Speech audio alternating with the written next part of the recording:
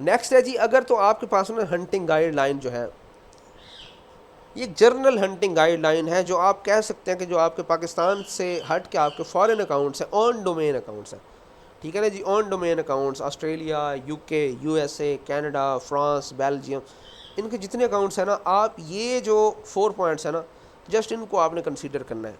अगर आप इनको कंसीडर कर लेंगे, हेल्पफुल होगा आपके लिए प्रोडक्ट हंट करने में। ठीक है, आप बहुत अच्छी अच्छी प्रोडक्ट्स हंट करते हैं, आपको पता भी नहीं चलता, वो सेल नहीं होती।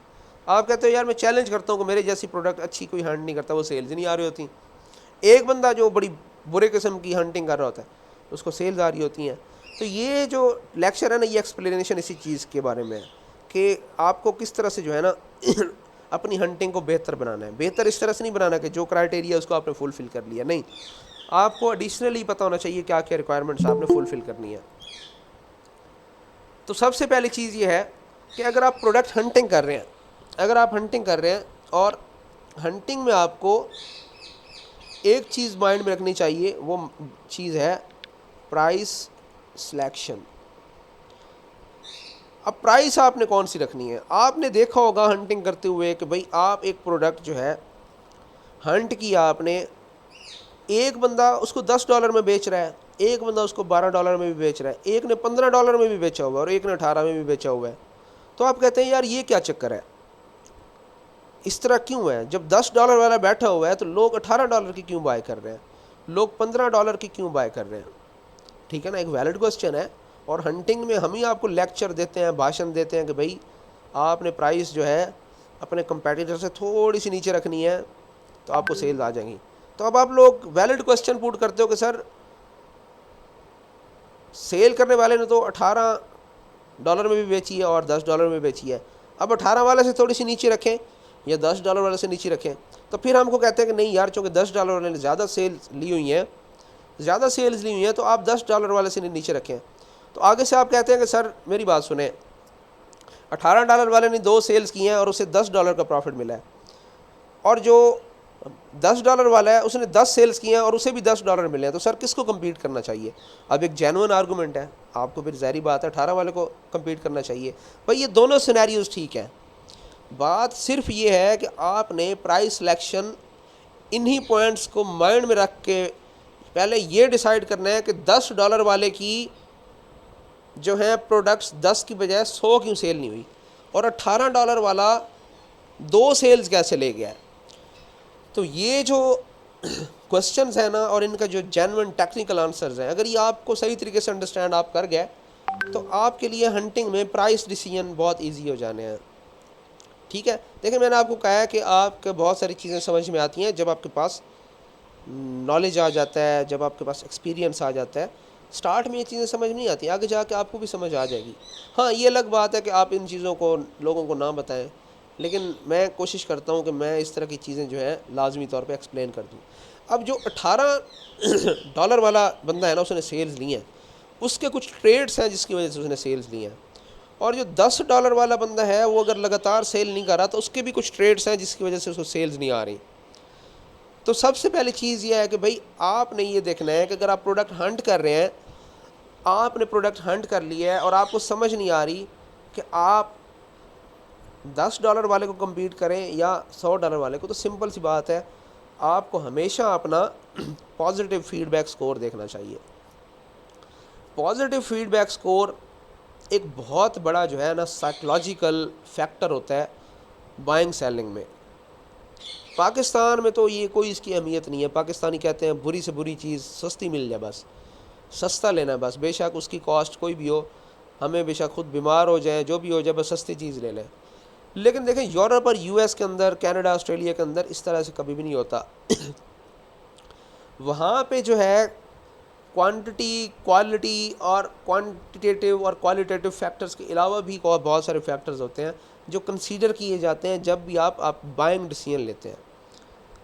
तो बाइंग डिसीजन में अगर कोई भी बंदा कोई प्रोडक्ट बाय करना चाहता है तो वो देखता है कि मुझे टोटल इससे कितनी वैल्यू मिल रही है। उस वैल्यू में जो प्रोडक्ट की वैल्यू होती है वो तो उसको टेंशन होती नहीं है, वो पहली दफ़ा बाय नहीं कर रहा, उसने 100 दफ़ा प्रोडक्ट बाय की, उसे पता है कि भाई वैल्यू तो मुझे मिलनी है। अब दूसरी उसे वैल्यू क्या चाहिए, सेकंड, वो ये सोचेगा कि यार प्रोडक्ट अगर मैं बाय कर रहा हूँ और एक बंदा जो उसको सेल कर रहा है वो अपने वादे का कितना पक्का है, उसने लिखा हुआ है कि भाई 15 मई को ये प्रोडक्ट आपको मिल जाएगी, तो अगर मैं ऑर्डर कर दूँ तो कितने चांसेस हैं कि वो बाकी 15 मई को मिलेगी। और एक बंदा कह रहा है कि ये प्रोडक्ट मैंने बेचनी है और 15 मई को आपको मिलेगी, और आपको लगता है कि भाई इसको तो मैंने ऑर्डर अगर कर दिया ना तो सवाल ही पैदा नहीं होता कि ये 15 मई को भेजो, ये तो मुझे 15 दिन लगा के भेजेगा लिहाजा मैं ऐसे बाय नहीं करता। अब जिसके बारे में आपको यकीन है कि इसने 15 का वादा किया हुआ है और ये 100% 15 तारीख को ये प्रोडक्ट मेरे पास आएगी, तो फिर अब आप क्या करते हो, आप कहते हो कि भाई वो बेशक $2-3 सस्ती बेच रहा है तो कोई इशू नहीं है, मैंने इस बंदे से $2-3 महंगी परचेज़ करनी है, क्योंकि कमिटमेंट को पूरा करना भी गोरे के नज़दीक एक वैल्यू एडिशन होती है, जो आपको वैल्यू दे रहा होता है। कोई बंदा आपको 100% सर्विसेज प्रोवाइड कर रहा है, 100% आपको जो प्रॉमिस है फुलफ़िल कर रहा है, उसको भी कंसीडर किया जाता है कि ये वैल्यू हमें मिल रही है। तो उस वैल्यू को गोरा क्या करता है, एक प्राइस एलोकेट करता है, वो प्राइस होती है $2 से $3 एक्स्ट्रा। तो अगर तो आपको 100% पॉजिटिव फीडबैक मिला हुआ है तो भाई चढ़ के रहें, मैं आपको कह रहा हूँ चढ़ जाएं आप प्राइस के ऊपर, ठीक है ना। आप लताड़ दें दूसरे नीचे वाले कंपेटिटर को, आप वो 10 में बेच रहे हैं आप उसे 13 में बेचें, $2-3 एक्स्ट्रा रखें, ठीक है, अगर आपके पास 100% पॉजिटिव फीडबैक है और 100% रिस्पॉन्स रेट भी है। पॉइंट ऐड कर देता हूँ।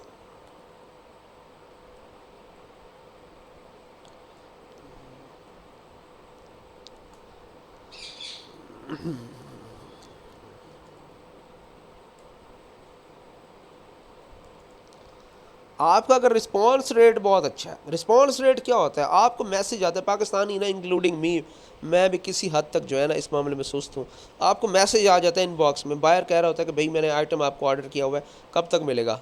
आप कहते हो यार कल डिलीवरी हो तो जानी है, बस मिल ही जाएगा, सिर्फ रिप्लाई क्या करना, आप छोड़ देते हो। ये एक हिडन एल्गोरिदम होता है ईबे का, जो आपको चेक करता है कि ये बंदा रिस्पॉन्स रेट कितना अच्छा है इसका। तो अगर तो आप नॉर्मली आपके इनबॉक्स के अंदर सारे मैसेज को आपने रिप्लाई नहीं किया हुआ तो आपका रिस्पांस रेट बहुत बुरा है। आप कोशिश करें प्राइस के मामले में चढ़े ना, क्योंकि आपकी प्रोडक्ट ज़्यादातर ईबे ने रिकमेंड नहीं करनी, ठीक है। हाँ, अगर आपको लगता है कि भाई अभी मैसेज आया और 2 से 3 मिनट के बाद मेरा मैसेज हर मैसेज चला जाता है, तो भाई फिर तो आप रिस्पांस रेट के भी चैम्पियन है, फिर पॉजिटिव फीडबैक भी 100% है, रिस्पांस रेट भी आप चैम्पियन बने हुए हो, तो चढ़ जाए प्राइस के ऊपर। $12 में आपका जो है ना कंपेटिटर कर रहा है, ठीक है, जो रेगुलर सेल्स ले रहा है, आप $13 कर दें, स्टार्ट में $13, $1 बढ़ा दें, 2-4 ऑर्डर आएंगे इंशाल्लाह, आपको ज़रूर आएंगे, अगर आपकी ये दोनों चीज़ें ठीक हैं तो फिर आप आधा $1 और बढ़ा दें, आपकी सेल्स नहीं रुकेंगी, ठीक है ना। इवन आप थक जाएंगे, आपको वॉलमार्ट के बराबर सेल्स आनी है ईबे से, ठीक है, अगर ये आपके दोनों चीज़ें। ये स्टोर मैनेजमेंट का जो मेरा लेक्चर है, जो यूट्यूब देख रहे हैं उनको भी मैं रिकमेंड करूँगा, स्टोर मैनेजमेंट का लेक्चर, एक ओल्ड वन मेरा स्टोर मैनेजमेंट का लेक्चर है, एक बिल्कुल एडवांस किस्म का स्टोर मैनेजमेंट है जो 2024 के हिसाब से मैं जो है ना वो मैं प्लान कर रहा हूँ।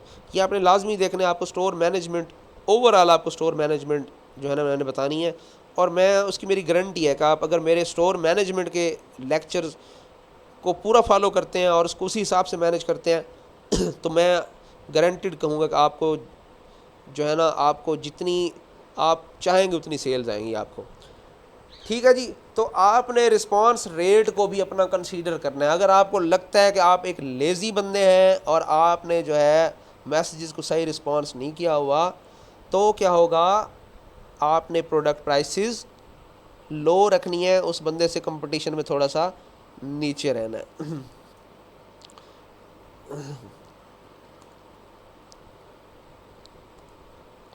अच्छा जी, आइटम नॉट रिसीव रेट भी आपका कम होना चाहिए, तब आप चढ़ सकते हैं प्राइस के मामले में। आइटम नॉट रिसीव रेट क्या होता है, यही जो बायर आपको कहता है कि भाई मेरा आइटम नहीं पहुंचा, मेहरबानी करके या तो आइटम भेजें या रिफ़ंड कर दें, तो आपको आसान लगता है रिफ़ंड करना, तो आपने धड़ाधड़ रिफ़ंड मारे होते हैं।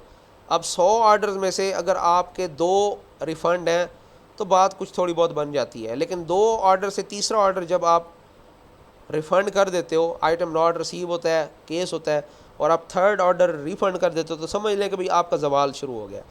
तो हंटिंग के वक्त ना चेक कर लिया करें कि आइटम नॉट रिसीव रेट आपका कितना है।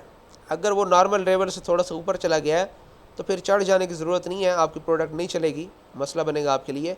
आप फिर प्रोडक्ट्स या तो उसी प्राइस पे लगाएं जो कंपेटिटर सेल कर रहा है, या उससे थोड़ा सा 10-15 सेंट्स नीचे लगा दें, तो फिर आपको फ़ायदा होना है। लेकिन अगर आपने आइटम नॉट रिसीव रेट को मैनेज किया हुआ, ये स्टोर मैनेजमेंट में भाई मैंने आपको सिखाने हैं, और मैंने आपसे ना एक प्रॉमिस लेना है कि भाई आपका जो भी स्टोर होगा ना, ये मैं जितनी गाइडलाइंस आपको दूंगा ये आपने 100% फॉलो करनी है। देखें, अगर आपने ना 1.5 से 2 लाख रुपए एक अकाउंट से निकालना है, ये बहुत ईजी है, निकल आता है। लेकिन स्टोर मैनेजमेंट के ये जो चेक एंड बैलेंसेज हैं, ये आपने फुलफिल करने हैं। इसमें आपको चैलेंजेस बहुत आते हैं, लेकिन हर चैलेंज का सलूशन है हर चैलेंज का सलूशन है। देखिए, मेरे स्टोर्स के ऊपर भी जो है ना, मैं जो पर्सनली 1 से 2 चला रहा हूँ, ज़्यादा तो मैं नहीं चला रहा हूँ, उसके ऊपर भी चैलेंजेस आते हैं। लेकिन फ़िलासफ़ी ये होती है कि चैलेंज जितना भी महंगा हो, जितना भी मुश्किल हो ना, इसको फुलफ़िल करना है। और हर चैलेंज में आपको जो आपका बायर होता है उसको एतमाद में लेना होता है। मैं मज़ीद डिस्कस नहीं करता, ये लेक्चर लंबा हो जाएगा, वो उसी लेक्चर में डिस्कस करूँगा। मैं टॉपिक पे रहता हूँ। तो आइटम नॉट रिसीव रेट को चेक कर लिया करें जब प्राइस डिसीजन लेते हैं। बेसिकली तो आप जब स्टोर का पता होना चाहिए आपको, इन शॉर्ट मुख्तसरन कह सकते हैं कि भाई अपने स्टोर के बारे में आपको पूरा नॉलेज होना चाहिए, तब आप हंटिंग करें। ठीक है, इवन कि अगर आपका बहुत बुरा स्टोर है और आपका बायर जो है वो $1 का प्रॉफिट, $1.5 का प्रॉफिट कमा रहा है, तो आप ये प्रोडक्ट ना लें, मुश्किल से बिकेगी। ये समझने वाले समझ गए होंगे, जो यूट्यूब पे ये वीडियो देख रहे होंगे ना, उनको समझ आ रही होगी कि भाई हंटिंग कर कर थक गए हैं, प्राइसेस भी बड़े अच्छे ऑफ़र कर रहे हैं, सेल्स फिर भी नहीं आती। तो भाई सेल इसीलिए नहीं आती जो मैं आपको बता चुका हूँ, इसकी ये रीज़न है। तो अगर आप अच्छे से मैनेज करते हैं, आपका अकाउंट अच्छा है, आपके माइंड में है कि भाई मेरा अकाउंट अच्छा है हर लिहाज से, पॉजिटिव फीडबैक भी अच्छा है, रिस्पॉन्स रेट अच्छा है, आइटम नॉट रिसीव रेट का भी मेरा कोई इशू नहीं है, तो दैट्स फाइन। अब जो है मैं अच्छा आइटम ले सकता हूँ, और जो भी बंदा compete कर रहा है मुझे, मैं उसे $1 अच्छे रेट रख के लगाऊंगा और सेल्स आएंगी। तो आपको सेल्स आएंगी, आपकी सेल्स कोई नहीं रोक सकता। फॉरेन अकाउंट्स के लिए, ऑन डोमेन अकाउंट्स के लिए 4th पॉइंट ये है कि आपने फास्टेस्ट शिपिंग सेलेक्ट करनी है। कोशिश करें कि आपको 2 से 3 दिन के अंदर डिलीवर होने वाला आइटम जो है ना वही मिले। बीच में अगर आपने कोई प्रोडक्ट हंट करके लगाई है और आपको पता चलता है कि पहले ऑर्डर पे ही यार इसने जो है ना नॉर्मली 4 दिन लगा दिए हैं, भाई आप 4 दिन ही बर्दाश्त ना करें। आपने ऊपर की तीनों जो है ना रिक्वायरमेंट्स पूरी की हुई हैं, अच्छा पॉजिटिव फीडबैक है, रिस्पांस रेट अच्छा है, लो INR है, तो भाई आपको तो परवाह नहीं होनी चाहिए 2-4 ऑर्डर्स की। आपको एक ऑर्डर आ गया, लेट था, 4 से 5 दिन लेट हुआ, प्रोडक्ट छोड़ दें, एंड कर दें, नई प्रोडक्ट की तरफ जाएँ। आप उन आइटम्स की तरफ आएँ जो आज ही ऑर्डर प्रोसेस करते हैं, अगले दिन शिप हो जाता है, अगले दिन डिलीवर हो जाता है, आज ही करते हैं अगले दिन डिलीवर हो जाता है, इसी पे आ जाएं। बेशक आप जो है थोड़ी प्रोडक्ट्स लगा लें, बेशक आपकी बहुत सारी प्रोडक्ट डिलीट और करनी पड़ती हैं, आपको डिलीट कर दें। इन मोस्ट एडवांस केसेस आपको 2 दिन वाली प्रोडक्ट भी बेयर नहीं करनी चाहिए कि भाई मैंने इसको लेना, मैं इसको भी डिलीट कर दूँ। नॉर्मल सिंगल डे डिलीवरी वाली प्रोडक्ट जो है बेचते जाएँ। क्यों? क्योंकि आपके एल्गोरिदम्स बहुत अच्छे हैं, आपके स्टैट्स इतने अच्छे हैं कि ईबे की मजबूरी है कि वो हर अच्छा सेलर आपके पास ही भेजेगा। उसको पता है कि यार इसका इतना अच्छा स्कोर है, तो इसको सेल्स इसी से लेनी चाहिए, ये तो फ़ौरन जो है ना डिलीवरी देता है। अब आप अगर उन्हीं प्रोडक्ट्स के अंदर कुछ ऑर्डर्स की वजह से, कुछ ऑर्डर की लालच में आके उन्हीं प्रोडक्ट के अंदर घुसना शुरू कर देते हैं जो 3 से 4 दिन ले जाते हैं, या 4 या 5 दिन ले जाते हैं, तो आप उनको डिलीट कर दें। 4 ऑर्डर्स की कोई वैल्यू नहीं है। ग्रॉसरी के सिंगल डे वाला आइटम लगाते जाएँ, सेल्स आपको आनी है, और आप महंगा बेचेंगे और आपको प्रॉफिट भी ज़्यादा आएगा, फिर भी आपको सेल्स आएंगी। ठीक है, तो फास्टेस्ट शिपिंग वाली प्रोडक्ट्स आपने हंटिंग के अंदर चूज़ करनी है, इन केस के अगर आप ऊपर वाली 3 कैटेगरीज फुलफिल कर रहे हैं। अगर नहीं कर रहे हैं तो कोई मसला नहीं है, रेगुलर रहने दें। आप हैंडलिंग टाइम ही 5 से 7 दिन का रखें, मतलब 2 दिन का हैंडलिंग टाइम और 3 से 5 दिन का डिलीवरी टाइम, और रेगुलर सेल्स लें, और तब तक लेते रहें जब तक आपके ऊपर वाले स्टैट्स इंप्रूव नहीं हो जाते। 2 से 3 महीने आपको लग जाते हैं पॉजिटिव फीडबैक ठीक करने में, गुड रिस्पांस रेट मेंटेन करने में, INR रेट करने में। तो 3 महीने के बाद फिर आपने सोचना है कि आप क्या है फास्टेस्ट शिपिंग जो है ना अडॉप्ट करें और प्राइसेस को बढ़ा के रखें। अच्छा जी, अब देखें, for example consider to be out of competition. 5वां जो पॉइंट है ना, जो टेक्निकल है लेकिन बहुत ज़्यादा इंपॉर्टेंट और एडवांस है और टेक्निकल भी है, और जिसको ये समझ में आ गया वो अच्छा काम कर सकता है। देखें इस वक्त जो है आपको क्राइटेरिया ये बताया जाता है कि कीपा ग्राफ जो होता है वो स्टेबल होना चाहिए किसी भी प्रोडक्ट का, ठीक है। मतलब प्रोडक्ट की प्राइसेस जो है वो साल साल चेंज नहीं होती, प्रोडक्ट आउट ऑफ स्टॉक नहीं होती। आइडियल प्रोडक्ट है ना, हर बंदा चाहता है कि भाई इसी तरह की प्रोडक्ट लगाएं और टेंशन फ्री हो जाए। ये क्या कि डेली रेट चेंज हो गया और डेली रेट जो है ना हम चेंज करते फिर ईबे पे, फिर आज $5 की प्रोडक्ट कल $8 की हो गई है, हमें ऑर्डर आ गया, हमें $3 का नुकसान हो गया। तो भाई इस प्रोडक्ट का क्या फ़ायदा। तो आप कहते हो कि भाई वो प्रोडक्ट 10 दिन पहले भी ऑर्डर आया था तो $5 की थी, फिर 10 दिन बाद ऑर्डर आया तो $5 की है, तो भाई मेरे लिए यही ठीक है। तो इस तरह की प्रोडक्ट्स जो होती हैं इनके अंदर सेलिंग टेंडेंसी उस सूरत हाल में जब आपके पहले 3 चीज़ें जो फुलफ़िल नहीं किया आपने, पॉजिटिव फीडबैक भी अच्छा नहीं है आपका, रिस्पॉन्स रेट भी बुरा है, आइटम नॉट रिसीव रेट भी बहुत बुरा है और आप बड़ा स्ट्रगल कर रहे हो, तो इस कंडीशन में ना ये कीपा को फॉलो करेंगे तो कीपा में बड़ा कंपटीशन है। हर बंदा कहता है कि यही प्रोडक्ट लगानी है जिसका कीपा स्टेबल है, तो आपको किसी ने लिफ्ट नहीं करवानी। तो इस कंडीशन के अंदर आपने क्या करना है, कंडीशन कौन सी है कि जब आपके स्टैट्स ज़्यादा बेहतर नहीं है तो फिर आप जो है आउट ऑफ कंपटीशन चले हैं, आप वो प्रोडक्ट्स लेना शुरू कर दें जिनका कीपा इंतहाई बेकार है, जो डेली फ्लक्चुएट कर रही हैं और आउट ऑफ स्टॉक तो 10-10 दिन 12-12 दिन आउट ऑफ स्टॉक रह रही हैं। तो फिर अब रिस्क आपको यहाँ लेना चाहिए, और रिस्क क्या है, इसके अंदर मॉनिटरिंग ज़्यादा करनी पड़ेगी आपको लाइक हर घंटे बाद अपना जो है पेज प्रोब का टूल जो है आपका वो चेक करना पड़ेगा कि यार कहीं ये आउट ऑफ स्टॉक तो नहीं हो गया। इसको आप चेक करते रहेंगे और प्रोडक्ट को लगातार प्राइसेस चेंज करते रहेंगे। आपको ये 2 से 3 महीने मेहनत करनी पड़ेगी एक उस अकाउंट के लिए जो अकाउंट बहुत बैड परफॉर्मेंस दे रहा है, जिसका जो है ना positive feedback, response rate, INR सब कुछ बुरे हैं। तो उसके लिए आपको आउट ऑफ कंपटीशन बुरा कीपा लेना पड़ेगा कि यार कीपा बहुत बुरा है, लेकिन मसला ये है कि उसका कंपटीशन बहुत लो है और हमेशा कीपा उस प्रोडक्ट का वेरी करता रहता है जिस प्रोडक्ट की सेलिंग कैपेसिटी, सेलिंग टेंडेंसी बहुत ज़्यादा होती है। देखें एक प्रोडक्ट है वो मुल्तान शहर के अंदर सेल होती है और उसके सिर्फ 500 ख़रीदार हैं, ठीक है ना, और महीने में सिर्फ 1 यूनिट एक ख़रीदार बाय करता है। तो उस बंदे ने क्या करना है, 50 यूनिट ही मंगवाने हैं, उसने आउट ऑफ स्टॉक नहीं होना। भाई लेता 50 बंदा, आउट ऑफ स्टॉक क्या होनी। रेट का उसको पता है कि यार ये 500 बंदा, रेट थोड़ा सा ऊपर किया तो ये भी नहीं लेंगे, रेट भी वो इंक्रीज डिक्रीज नहीं करता, वो कहता है बराबर लेके चलना है। तो उसके अंदर सेलिंग पोटेंशियल कम है। एक प्रोडक्ट ये है वो मार्केट में आती है और अगले दिन पूरी की पूरी उठ जाती है, आउट ऑफ स्टॉक हो जाती है। उसका सेलर तो कहेगा कि यार अगले दिन $2 बढ़ा के बेचूं फिर भी बिक जाएगी। है ना लॉजिकल बात। तो कीपा ग्राफ जिनका बुरा होता है वो प्रोडक्ट्स बुरी नहीं होती, वो प्रोडक्ट्स बेहतरीन होती हैं। हम सिर्फ इसलिए नहीं लेते कि भाई ये 100 प्रोडक्ट्स लगा के बैठे हैं डेली, अगर हमें 10 प्रोडक्ट्स के रेट बढ़ जाएं या आउट ऑफ स्टॉक हो जाए हमारे लिए मुसीबत बन जाएगी। लेकिन this is the big question, इसको कहते हैं ड्रॉप शिपिंग में प्रो बनना।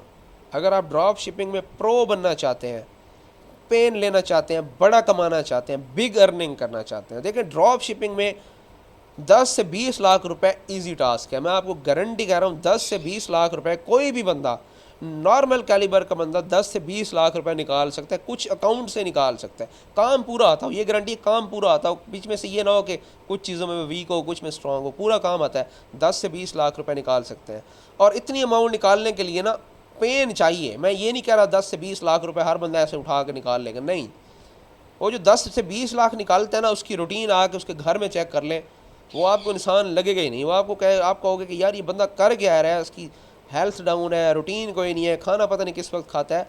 उसको ड्रॉप शिपिंग में के रंग में रंगना पड़ता है और काम क्या करने पड़ते हैं, इसी तरह के चैलेंजेस हैं। 20-20 प्रोडक्ट्स लगाई हुई हैं जिनका कीपा बेकार है और मॉनिटर कर रहे हैं हर घंटे बाद और सेल्स भी ले रहे हैं।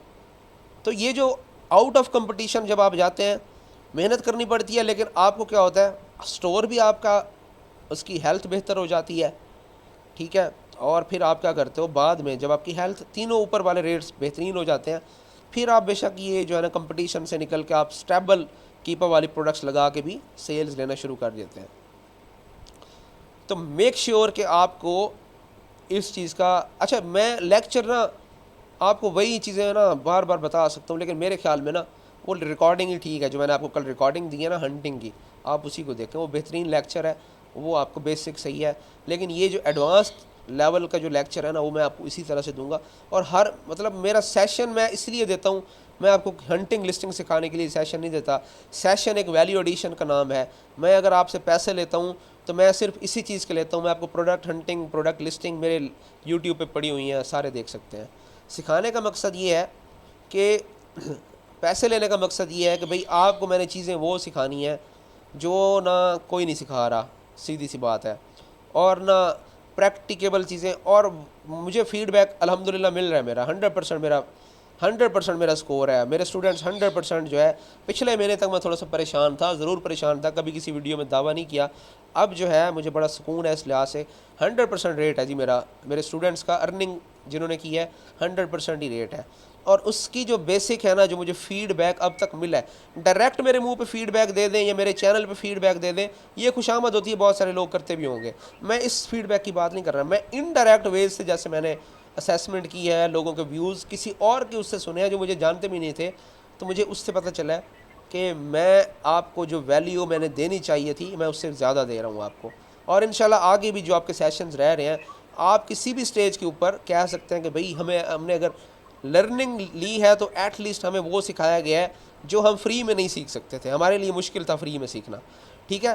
तो ये फीडबैक मुझे मिला हुआ अभी, और होपफुली आपसे भी मुझे आगे जाके यही फीडबैक मिलना है कि यार जितना हमने सीखा है हमें कहीं और से नहीं सीख सकते थे। मैं थोड़ा सा टाइम का इशू होता है मेरे साथ, मैं खुद चूँकि कॉरपोरेट सेक्टर भी चला रहा हूँ, ये भी है, होल सेल का भी कर रहा हूँ काम, होल सेल के अलावा आर्बिट्राज भी करता हूँ, आर्बिट्राज के अलावा मेरा ऑर्डर प्रोसेसिंग एक बहुत बड़ा नेटवर्क है, उसमें भी मैं इंगेज हूँ।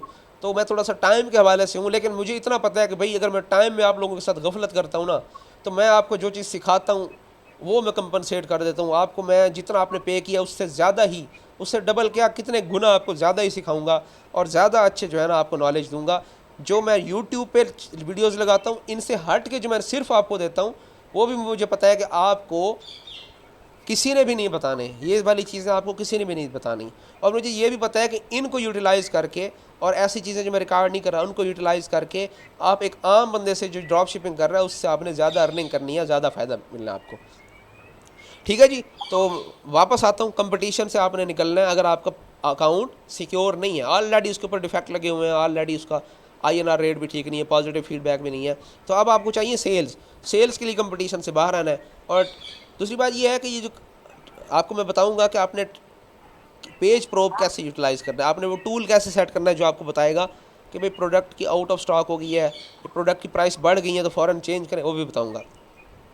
साथ में अगर आपको ये चीज़ मुश्किल लगती है तो ऑटो DS है बड़ा, ऑटो DS पे लगाएं प्रोडक्ट्स। ऑटो DS आपकी प्रोडक्ट को ऑटोमेटिकली प्राइस भी चेंज कर देता है और आपका जो है आउट ऑफ स्टॉक का मसला भी हल कर देता है। ऑटो DS पे भी मेरे लेक्चर इंशाल्लाह आने हैं, वो आपके सिलेबस का पार्ट नहीं है, ठीक है ना। ऑटो DS या ऑटोमेशन जो है वो मेरा एक और कोर्स भी है जिसमें कुछ फिजिकल स्टूडेंट्स हैं जो करते हैं ऑटो DS। आपको वैसे ज़रूरत नहीं पड़नी, अगर आप टेक्निकली ये पूरा सिलेबस कर लेंगे तो ऑटो DS आपको ईजी लगेगा, आप खुद भी कर सकते हैं। आप ऑटो DS से भी मैनेज कर सकते हैं ये वाला सारा सीन।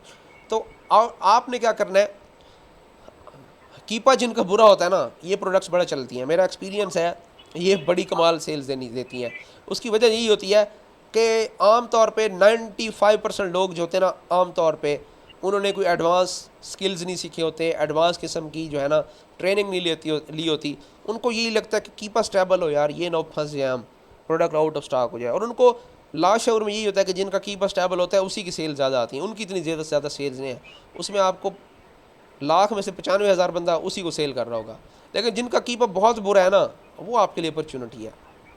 बेशक आप ज़्यादा ना लगाएं, 20 प्रोडक्ट लगा लें बुरे कीपा वाली, और उनको हर 15-20 मिनट बाद चेक करते रहें कि यार इसमें प्राइस चेंज तो नहीं हुई। जैसे ही चेंज हो बस आप चेंज कर दें, सेल्स आपको गारंटीड आनी है उसकी, ठीक है ना। मीनवाइल 2 से 3 महीने के बाद आपके जो है ना स्टैट्स ठीक हो जाएंगे, फिर आप जो है मज़ीद बेहतर काम कर सकते हैं। आप जो मैंने आपको पहले चीज़ें बताई हैं वो आप सारी इम्प्लीमेंट कर सकते हैं। तो एक्सक्यूज मी उसके सर। बाद जी एक सेकंड, क्या कह रही हैं? सर आप क्वेश्चन आंसर सेशन करेंगे क्योंकि क्लास एंड होने वाली है। हाँ हाँ मैं कर लेता हूँ, बस ये मेरा ये कंप्लीट होने वाला है।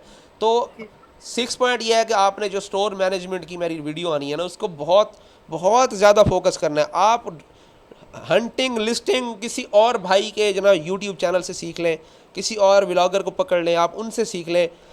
मेरे ये जो लेक्चर मैं आपको लाइव देता हूँ इनको फोकस किया करें। और मेरा स्टोर मैनेजमेंट के ऊपर इस वक्त आगे जो लेक्चर आना है वो यकीन रखें कि आपके लिए सबसे बेस्ट लेक्चर वही होगा, वो आपने लाजमी तौर पे देखना है। ठीक है जी, वो आप देखेंगे तो आपकी सेल्स और ज़्यादा बूस्ट होंगी। अब आप लोग जो है क्वेश्चन जो है अपने